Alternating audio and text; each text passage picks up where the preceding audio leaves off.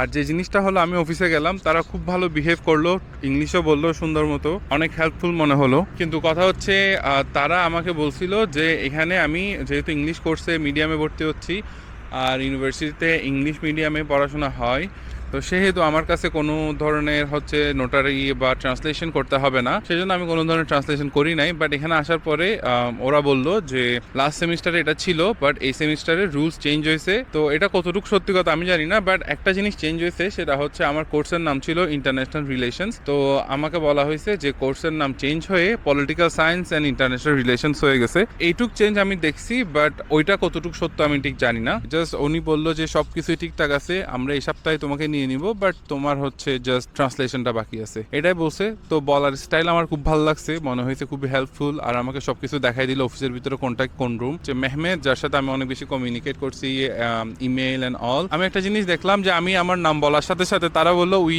No you, আমরা তোমার নাম জানি, তোমার ডিটেলস আমাদের কাছে আছে, তুমি জাস্ট প্রসেস শেষ করো।